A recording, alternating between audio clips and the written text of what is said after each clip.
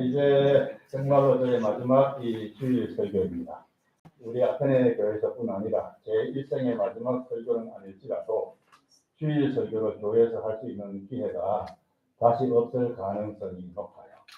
제 후배들, 제게서 배운 분들이 가끔 자기 교회 당번에 세울지라도 주일 예배는 100원이 하는 경우가 거의 없거든요. 한국 교회에서. 그래서 이 시간이 제 개인적으로는 비장합니다.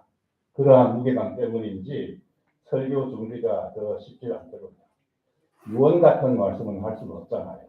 우리 교회 곧 이어서 새 목사님이 바통을 이어받으니까요. 제 개인적으로도 아직 경주가 안 끝났고요. 그래서 기도하며 고심하던 끝에 이사를 하며라는 주제로 말씀을 드리기로 했습니다. 그게 이제 저의 최근의 경험이기도 하고요. 저보다도 아내가 이번에 힘이 많이 들었습니다. 생각을 해보니 제가 성가한 후에, 가정을 가진 후에 한국에서 4번, 그리스에서 4번 이사를 했더군요. 저에게 마지막 이사가 될지도 모르는 이번 경우는 특별했습니다. 30년 만에 귀국이어서 지역적인 것뿐 아니라 전혀 달라지는 상황으로의 이사여서 그러했던 것 같아요. 또 이제 이상과 현실의 거리감, 갭으로 인해 아내가 신경을 많이 쓴 것 같습니다. 나그네 인생 가볍게 살라는 게 주님의 말씀이고 우리의 신앙인데 현실을 생각하면은 고국에서의 빈궁함이 불에 보듯이 뻔하니 불보듯이 뻔하니 포기하기 어려웠던 것들이 있었던 것이죠. 1년여 사택이 교회 안에 들어오므로 1년여 전에 사택이 교회 안에 들어오므로 우리 부부는 각각 다른 세계를 갖게 되었어요. 아내는 4층, 저는 3층의 주인이 되므로 식사 시간 외에는 만날 일이 별로 없어요. 그래서 이삿짐 꾸리는 그 일은 여름 내내 아내의 몫이었습니다. 많다는 짐을 쌌다 껐다를 반복하는 것 같았어요. 의외로 그리스 생활에서 개인적으로 정리할 것도 많았고요. 그래도 하나님의 은혜로 성도 여러분의 도움으로 보낼 짐 몇 개는 잘 보냈고 출국 준비도 거의 마쳤습니다. 그러한 과정에서 주님의 말씀을 다시 보게 되었고 정말로 이사해야 할 때, 이 땅에 떠나야 할 때의 자세, 이를 연습하게 되었어요. 버려야 할 게 무엇인가, 가지고 가야 할 게 무엇인가를 생각하게 되었다는 것이에요. 현실파와 추억파의 갈등이 귀국을 준비하는 과정에 저희 부부 사이에 적지 않았다는 정도만 말씀을 드리겠습니다. 누가 추억파인지, 누가 현실파인지 여러분 충분히 아시겠죠. 지금은 20대, 30, 40대라고 세대를 표현하죠. 20대는 20살에서 29까지, 30대는 30에서 39까지고요. 그러나 과거에는 그런 식으로 말하지 않았어요. 연세가 얼마요? 라고 물으면 60객입니다. 70객이요? 라고 했었습니다. 60객이면 얼마일까요? 50에서 50에서 즉 59까지입니다. 80객이면 70에서 79세까지고요. 우리 교회는 80객도 여럿이고 70객은 상당수죠. 60이 넘으면 70이 기다리고 있고 70이 넘으면 80이라는 고개가 버티고 있다는 것이에요. 굽이굽이 인생길, 한 곱이 넘기면 또 다른 장벽이 기다리고 있는 인생사의 좋은 표현 아닙니까? 60객, 70객, 80객이라는 말이요. 그러나 60, 70, 80이 목적지는 아닙니다. 새 예루살렘, 즉 천국이 목적이죠. 그래서 40객이든 60, 70객이든 우리 모두가 천국을 향해 가는 나그네라는 거예요. 이제 함께 읽은 본문에 예수님이 12제자들로 하여금 여행을 떠나게 하는 내용이 기록이 되어 있는데요. 누가복음 10장 1절 이하에 여행을 떠난 이가 70인의 제자라고 했어요. 그러나 같은 사건이 아니고 별개입니다. 그러니까 예수님의 제자는 12명만이 아니었다는 것. 그리고 가르치기만 한 게 아니라는 것이에요. 나중에 12사도가 되는 12제자는 쉽게 말하면 출가를 원칙으로 하는 이들이었던 것 같고요. 출가. 그리고 70인은 예수님과 동성애를 같이 하긴 했으나 숙식은 함께 하지 않는 제자였던 것 같아요. 그러니까 12제자는 출퇴근이 없는 제자이고 70인의 제자는 출퇴근하는 제자였던 것 같습니다. 예수님의 공동체가 예수 공동체가 오늘날 교회 당회 재직회가 있는 것 같이 매우 치밀한 조직이었다는 것입니다. 그들 두 그룹의 제자들 모두에게 예수님은 시차를 두고 배운 것을 실습하게 했어요. 그 선생이 하던 일과 같은 것을 각 마을에 가서 하게 했어요. 복음을 선포하고 병을 고치고 귀신을 쫓아내는 일을 하게 했습니다. 예수 공동체가 모여있기만 한 단체가 아니었다는 것, 흩어지기도 잘했다는 것이에요. 그때 어떻게 해야 할 것인가를 연습시킨 건데요. 우리 교회 또한 모이는 일 못지않게 흩어지는 일도 잘 해야 합니다. 그게 선로 역정의 과정이라는 거예요. 저 천성을 향해 가는 길에는 지체적인 것도 있지만 개인적인 여행도 있어요. 예수님께서 각 마을 지방으로 떠나는 제자들에게 주신 지침이 본문인데 나그네 인생임을 더욱 실감하는 우리 디아스포라들에게는 주는 교훈이 매우 큽니다.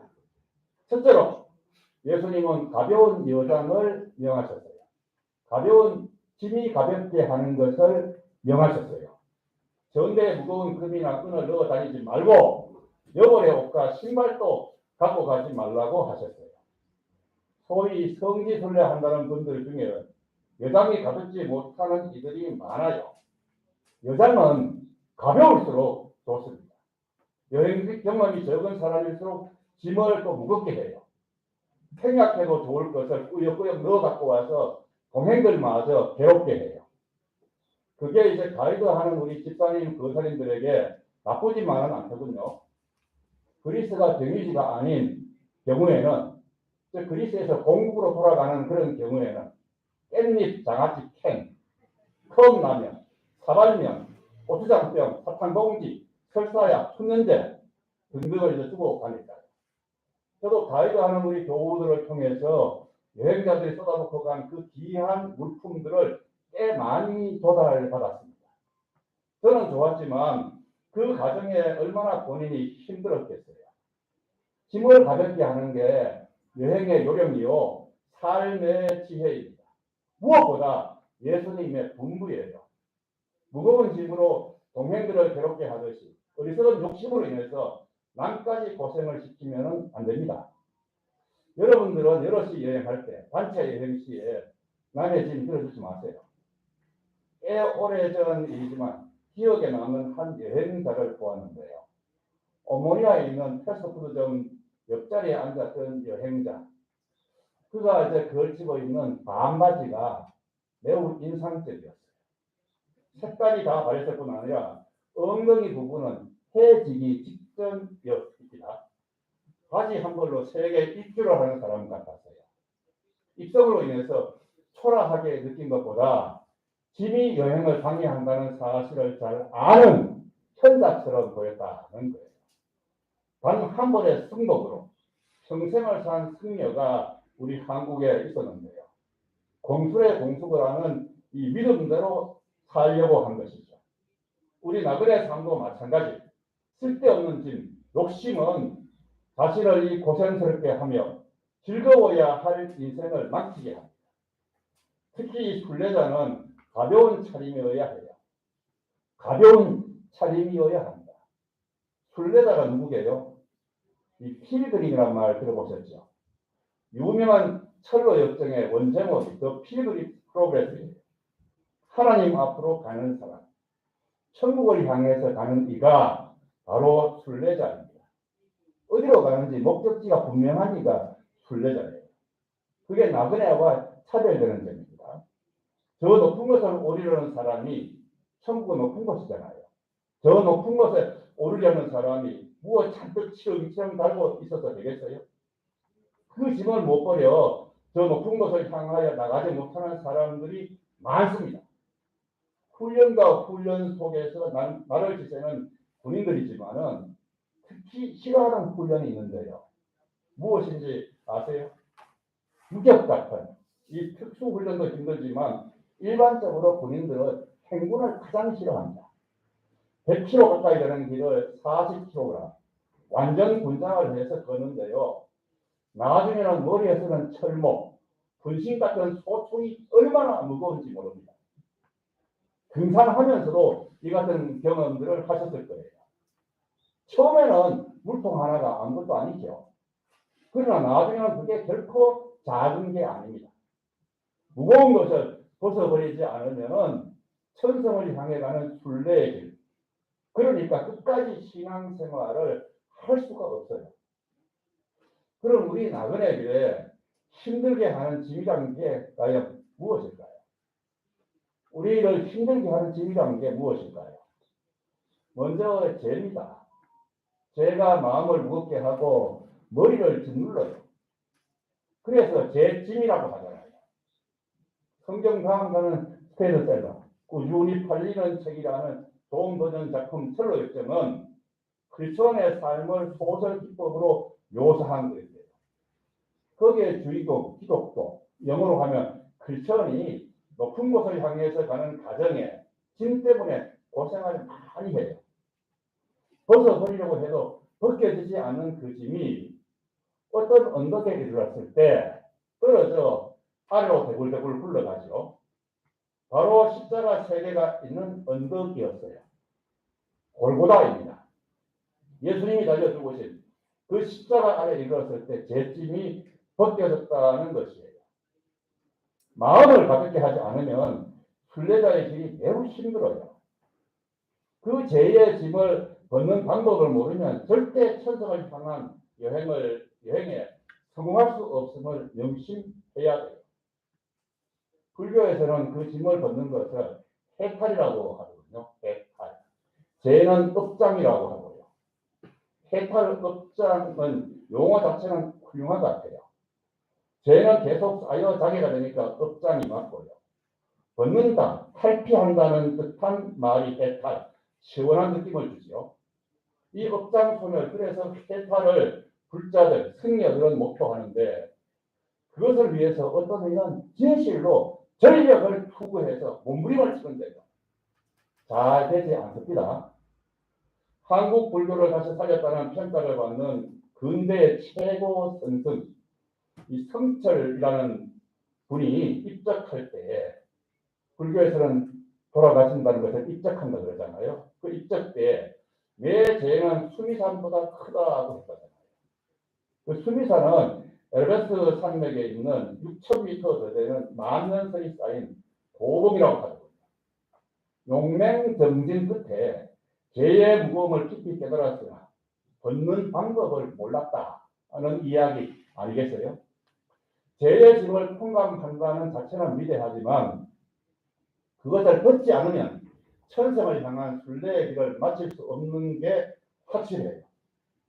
우리는 진실로 죄짐의 무거움을 느껴야 합니다. 무거움을 실감한다고 벗어지는 게 아니죠. 장가불러라고 몇 년간 눕지 않는 용맹정진이라는 것을 해도, 무거운 수행 단식을 해도 그 짐을 벗을 수 없었다. 해탈이 불가능했기에 죽기 직전에 내 죄가 수미산보다 크다고 탄식했을 거 아니에요.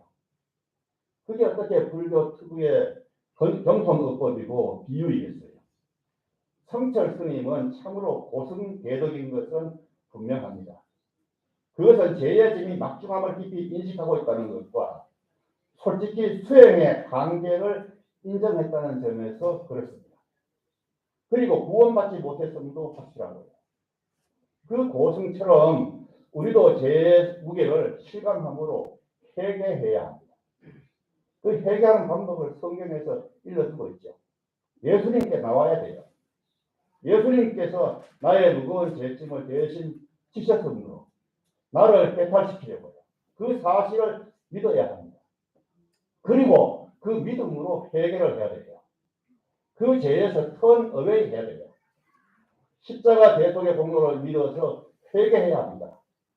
그럴 때 철로 역정의 주인공처럼 낑낑거렸던 그 짐이 굴러떨어지는 해탈, 해방감을 느낄 거예요. 그래서 은혜를 받게 되면 발이 땅에 닿지 않는 듯한 느낌이 있게 되는 것입니다. 또 우리로 하여금 무겁게 하는 짐은 소유입니다. 무엇이 여행자로 하여금 짐이냐, 무겁게 하느냐. 첫째가 재고, 그 다음에는 소유예요, 소유. 마태복음 19장 16절에 예수님과 한 청년의 대화가 나와요. 그 청년은 율법을 어기지 않으려 애를 쓴 훌륭한 젊은이였습니다. 많은 재산을 갖고 있었으나 사치에 빠지지도 않았고 방탕하지도 않았어요. 매우 종교적인 사람이었어요. 그는 예수님 가르침에 감화를 받아 주님을 따라다니기를 원했죠. 제자가 되고 싶어 했는데 예수님은 너의 재산을 가난한 사람들에게 다 나눠주고 나를 따르라 하는 말씀을 합니다. 그러자 고민에 찬 모습을 하던 청년은 사라져요. 그 청년은 아마도 자신이 부자였으므로 예수님이 환영할 걸로 생각을 했을 거예요. 교회도 돈이 많이 필요하잖아요, 사실. 특히 예수 공동체는 그야말로 여러 사람이 숙식을 같이 하며 전도를 위해서 계속 여행했으니 상당한 비용이 소요되었을 거 아니에요. 그러나 예수님은 여행 경비보다 더 중요한 것이 가벼운 차림임을 강조한 것입니다. 여행 경비보다 더 중요한 게 가벼운 차림이란 말이에요. 인생살이에 중요한 것은 소유보다 존재라는 것입니다. 소유는 물질이죠. 지적 소유권이라는 것도 있지만 결국 물질로 돈으로 기결되는 것이잖아요. 존재는 영적인 것이고요. 물질적인 존재는 사람이 아니죠. 이 소유 때문에 구원받지 못하는 사람은 그 청년뿐이 아닙니다. 천사가 소돔성에서 잡아 꺼낸 롯의 가족에게 뒤돌아보지 말라고 한 것은 소유의 마음이 묶여있는 한 불의 심판에서 벗어날 수 없음을 말씀한 거예요. 그러나 롯의 아내가 뒤를 돌아보는데요. 가벼운 여장이 아니라 그 마음이 재산이라는 무거운 짐에 눌려 있었기 때문에 그 불구덩이에서 빠져나오지는 못한 것입니다. 여러분은 오해하지 마세요. 오해하지 마세요. 예수 믿는 사람에게는 물질이 필요 없습니까? 가치가 없는 것이죠. 하나님께서 믿음의 조상들에게 재산을 더하게 했고 그것을 복이라고 했잖아요. 여행에는 돈이 반드시 필요해요. 그러나 물질이 여행의 나그네 인생의 목적이어서는 안 된다는 것이에요. 대다수 사람들이 물질, 즉 돈의 목적을 둔 삶을 살고 있어서 철로 역정의 순례자가 되지 못합니다. 가장 훌륭했던 순례자, 달려갈 길을 잘 마친 이들을 보면은 모두가 여장이 가벼웠어요. 특히 바울의 짐은 아주 단촐했습니다. 돈, 명예, 기득권은 물론 가족조차 없었습니다. 여장이 너무 단순하고 가벼워서 여러 장애물을 잘 통과한 것이에요. 자기 십자가를 질 수 있었던 것입니다. 저지난 주일인가 요한 웨슬레가 영국의 은인이었다는 이야기를 했었죠. 프랑스 같은 이웃나라 프랑스 같이 피해 혁명을 거치지 않고도 영국 사회를 변혁적으로 혁명적으로 바꾸었다고요. 이분이 나중에 유명해져서 강연용 그리고 책 수입으로 받아들인 인쇄 등으로 수입이 아주 많아졌지만은 생활비 지출은 평생 같았다고 해요.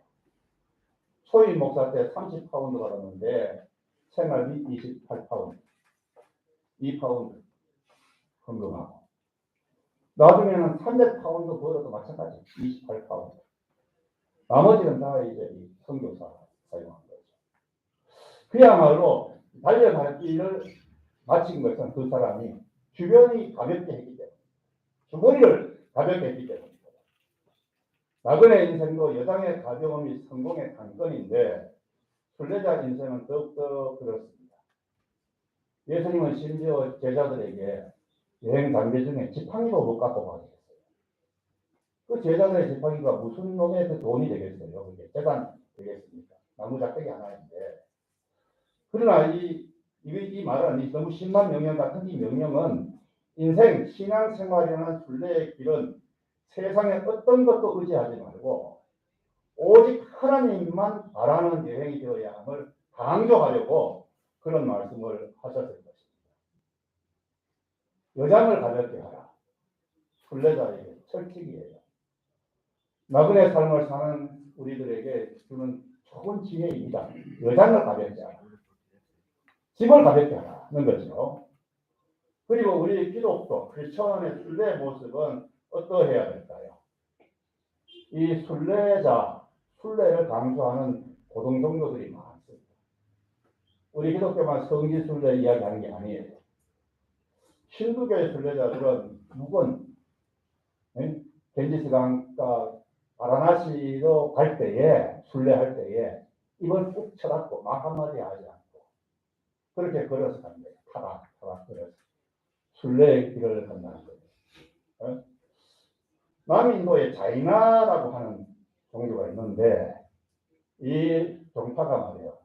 인도에서 한 지역의 신자들이 국한되어 있는 지역 종교입니다. 그런데 이 종교를 세계 많은 사람들이, 의식 있는 사람들이, 학자들이 주목을 해요. 아주 주장하는 바가 무소유, 평화를 실천하는 모습이 감동적이라는 거죠. 이 자이나교 순례를 특별히 자이나교 안에서도 파가 있는데 대기파가 있고 나행파가 있다는데 그 나행파 그야말로 밝아갖고 패티 하나 걸치잖아요. 승려가 머리는 빡빡 이렇게 머리를 칼로 미는 게 아니라 다 뽑아버렸습니다. 하나도 이 가지게 없어요. 그런데 단지 들고 있는 게 솔이야, 솔. 이 솔은 왜 가지고 들고 다니는데 앉을 때 그냥 앉으면 미생물 깔고 앉아 죽일까봐 개인이 같은 거 눈이 잘 보이지 않는다. 그 쓸고 이제 앉는 거예요. 그걸 위해서 솔 하나만 달랑 들고 계속 다니는 거예요. 계속. 그 우리 한국의 한 방송국에서 나행파 승려들의 그 순례를 취재해서 방영한 바가 있어요. 그 보셨는지 모르겠는데 아주 놀라운 장면들이 많습니다. 그 이제 그들 순례할 때에 발가벗고 옷 하나 걸치지 않고 다니는 거예요. 그리고 또 이제 순례로 유명한 종교가 있는데 남아불교, 티베트, 네팔에 있는 남아불교 사람들은 오체 투지를 하겠습니다. 성지 순례할 때에 세 걸음 걸은 후에 온몸을 땅에 던지는 것을 반복하면 1년 이상의 여행도 한답니다. 지독한 고행이죠. 그러면 우리 기독교는 어떻게 순례하느냐? 어떻게 순례하느냐? 무건도 아니요. 나행하는 일도 전혀 없고요. 땅에 몸을 던지는 것도 아닌 우리 기독교 순례자들은 노래하는 순례자들입니다. 노래하면서 간단 말이에요. 성지를 향해서, 저 천성을 향해서 노래하면서 가요. 시편에 보면 예루살렘 성전으로 올라가면서 부르는 노래가 많아요. 그러니까 이제 성도의 삶은 고통만 있는 것이 아닙니다. 철로 역정은 소망의 길이에요. 그래서 신앙생활의 본질은 우리 신앙생활의 본질은 기쁨입니다. 기쁨. 이 사실을 사도 바울이 많이 강조했죠. 그가 감옥에서 보낸 편지에 주 안에서 항상 기뻐하라. 주 안에서 항상 기뻐하라. 내가 다시 말하노니 기뻐하라. 빌립보서 4장 4절 말씀. 기뻐할 것을 너무너무 강조했어요. 말만 그렇게 한 게 아니라 그에게 항상 always 기쁨이 있었음을 그의 생애에 선명하게 나타나 있어요. 언제 처형당할지 모르는 감방에서 큰 풍랑 만난 나무리처럼 흔들리는 배 안에서도 그러니까 인간에게 가장 큰 공포감, 긴장 속에서도 바울은 기뻐했다는 것입니다. 노래하며 이 거룩한 곳을 향하는 순례자가 그 순례가 묵은 나행, 오체 투지보다 더 어려울 수 있다는 것이에요. 하지만 우리는 이 사도를 통한 성령님의 가르침대로 오르막일지라도 가파른 오르막일지라도 노래하며 나아가야 돼요. 그러므로 지금 저와 여러분 내면에 기쁨이 깔려있지 않다면은 문제가 있습니다. 그 천국의 소망이 희미해졌다는 거예요. 영안 즉 신앙에 이상이 생긴 것입니다. 우리 눈을 새 예루살렘 다시 말해 천성에 두지 않으면 순례는 고행이 되어요.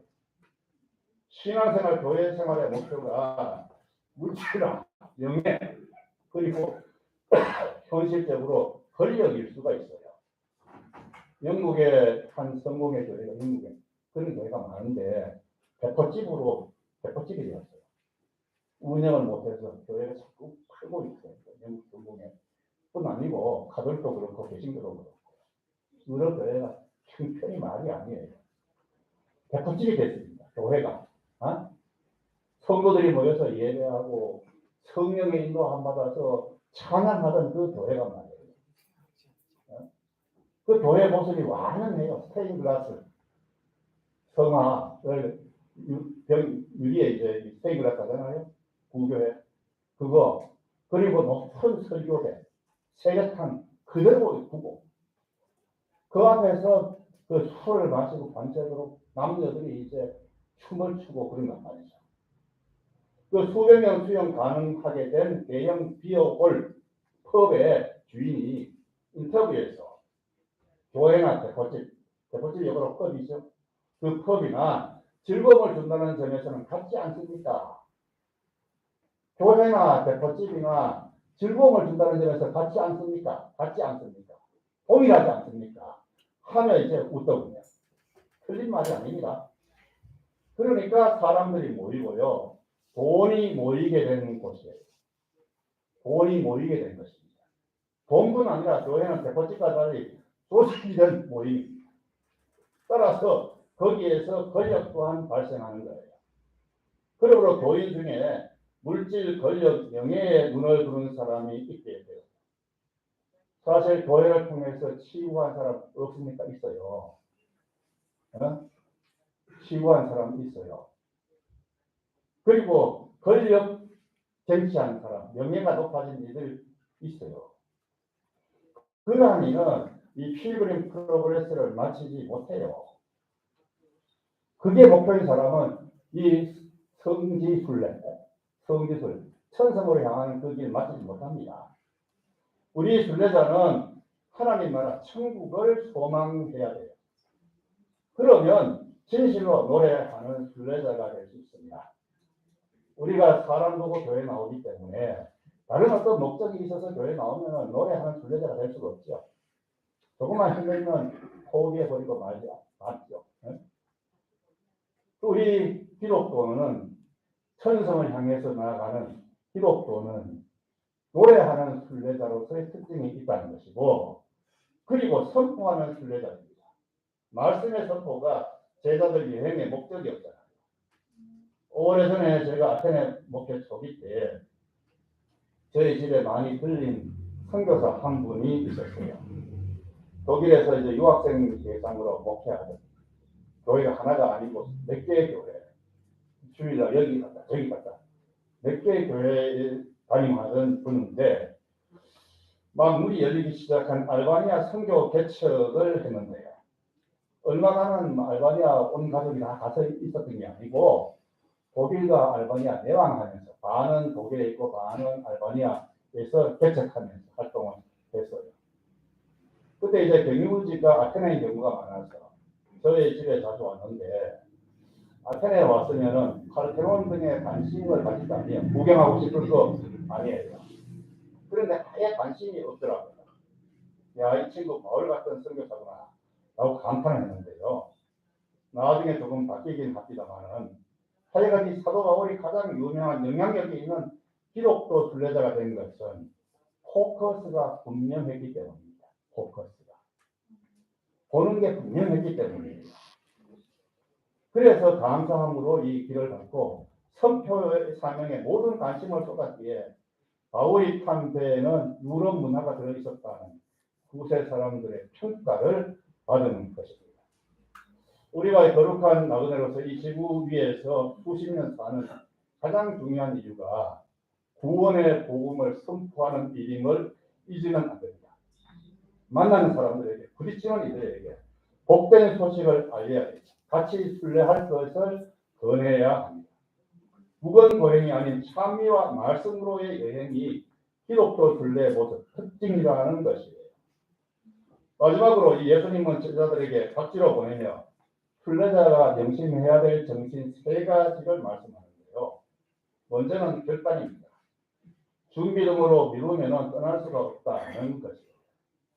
하나님 부르심을 따라 사는 순례자에게는 무엇보다 결단이 중요합니다. 이에 타산 이것저것 재보았으면 바울이 서쪽으로 가는 배를 탈 수가 있었겠어요? 우리 믿음의 조상 아브라함도 알지 못하는 땅, 정보가 없는 지역으로 떠난 것은 하나님 말씀에 즉시 결단했기 때문이잖아요. 뜸을 들이지 않았어요. 제가 어릴 때 만난 목사님의 그 간증을 의아했던 기억이 있어요. 무슨 내용인가 하면은 그분이 신학교를 졸업 후에 교회를 담임하게 되면서 이런 결심을 했대요. 먼저 부르는 곳에 간다. 제일 먼저 부르는 곳에 간다. 그런데 약간의 시차를 두고 두 곳 교회에서 청빙이 왔는데요. 두 번째로 하는 교회가 교회 위치, 교인 수, 생활비가 훨씬 좋고 많았대요. 그럼에도 결심대로 먼저 청한 곳으로 갔다고 합니다. 그땐 저게 무슨 자랑거리냐고 생각했는데 제게 닥치고 보니 보통 대단한 결단이 아니에요. 다시 말해서 첫 번째 생각이 마귀가 틈타지 않는 아이디어. 사단의 영향력이 배제가 된 것이기에 머뭇거리면 안 될 때가 많다는 것입니다. 주님의 부르심을 믿으면 더욱 머뭇거리면 안 돼요. 전에 우리나라에서 각기도라는 말이 유행한 적이 있는데 기억이 나세요? 물론 이 코미디언, 이 개그맨들이 유행시킨 말인데요. 이런 것 같기도 하고 저런 것 같기도 하다. 이것도 아니고 저것도 아니라는 거죠. 유행어는 그냥 생기는 게 아니고 세태의 반영이잖아요. 당시 흔한 현상을 웃기는 것을 직업으로 삼는 이들이 비틀기도 하고 과장시켜 웃음을 주는 것. 다시 말해서 대중들의 공감을 얻음으로 유행어가 된단 말이에요. 여자 같기도 남자 같기도 애인 같기도 친구 같기도 공짜 같기도 아닌 것 같기도 한 게 많다는 거예요. 애인 같기도 하고 친구 같기도 하고 여자 같기도 하고 남자 같기도 하고 공짜 같기도 하고 아닌 것 같기도 하고 그런 게 많다는 거죠. 사실 크리스찬 같기도 하고 아닌 것 같기도 한 사람이 얼마나 많은지 모릅니다. 그렇죠? 이렇게 양날이 걸친 이 사람은 순례자가 될 수 없어요. 예수님은 아주 단호했습니다. 작별하고 오겠다는 사람, 아버지 장례 치르고 오겠다는 사람도 당신의 순례단 일원으로 받아주지를 않았어요. 자격이 없다는 것입니다. 사실 멈거리던 이는 출애굽 대열에 끼이지를 못했어요. 장망성, 장차 망할 성, 소돔을 떠나지 못했고요. 그리고 순례자 정치 두 번째는 중단하지 말라입니다. 예수님은 이런 말까지 했어요. 누구와 인사하느라고 가던 길을 멈추지 마라. 누가복음 10장 4절. 누구와 인사하느라고 가던 길을 멈추지 마라. 일단 떠났으면 자고 운행하지 않는 게 순례자의 정신이라는 거예요. 예수님을 만나 결심한 후에 화를 폭발하거나 사사로이 누구와 다툰 일이 없었던 바울도 진노한 적이 있었습니다. 발걸음을 멈춘 동역자 때문에요. 바로 1차 순례 때 동행한 마가로 인해서인데요. 실수에 간용적이던 동역자 바나바와 그 때문에 크게 다투고 갈라섰어요. 바나바가 자신에게 바울에게 얼마나 고마운 사람입니다. 자신을 교회 지도자에게 전도자로 일하게 이끌어준 선배가 바로 바나바였잖아요. 그럼에도 바울은 바나바보다 예수님의 인사하느라 가는 길을 멈추지 말라는 분부에 더 충실했어요. 인정에 이끌려서 인간적 개인 관계 때문에 저 높은 곳을 향한 순례자의 발걸음을 멈춰서는 안 된다는 것입니다. 묵묵히 기도하고 누가 보내도 성일에 충실해야 된다는 사실에 명심을 하세요. 그리고 순례자는 어느 집에 들어가든지 평화를 빌라고 주님은 제자들을 보내며 당부하셨어요. 천성을 향해 하루하루 사는 사람은 평화의 사도, 화평케 하는 사람입니다. 이 세상 폭풍을 끝내는 날 참 아름다웠다고 하리라. 잘 알려진 시구절인데, 그러나 사람의 한평생은 폭풍길이 아니라 목적을 이루기 위한 순례의 길이에요. 그러므로 나그네 인생이란 삶이 끝났을 때 아름다웠다는 감상적인 소회가 아니라 달려갈 길을 마쳤다는 만족감이 있어야 성공적인 삶이 되는 것입니다. 주께서 그러한 삶을 원한다는 것이에요. 자, 설교를 끝맺겠습니다. 저와 여러분은 때가 되어서 헤어지지만은 같은 길을 가는 순례자입니다. 서울에서 한국에서 만나면 좋고 못 만나더라도 목적지에서는 만나자. 목적지에서는 만나자. 그러기 위해서는 기쁘게 살아야 하고 짐이 되는 죄와 욕심을 드러내야 합니다. 서로 격려하며 함께 동참토록 권유하며 더워도 추워도 열심히 저 높은 것을 향해 멈춤 없이 나아가는 우리 모두가 되시다. 하나님 아버지 은혜를 감사합니다. 우리 교회에서 29년 7개월 거의 쉬지 않고 하던 주일 설교를 오늘 어서 부족한 종이 멈추게 됩니다. 하나님 아버지 생각한데 너무나 부족하고 구성실한 사랑이 없는 종이었습니다. 아버지 하나님이여 용서해 주시기를 원합니다. 한 세월은 돌이킬 수가 없고 주여 불쌍히 여기시기를 원합니다. 우리의 남아있는 교우들 새 목자 모시고 더 힘을 내서 순례의 길을 계속하게 하옵소서. 그 목적지에서는 반드시 우리 모두가 다 만나서 얼굴을 알아볼 수 있는 그런 저희 되기를 원합니다. 예수 그리스도 이름으로 기도하옵나이다. 아멘.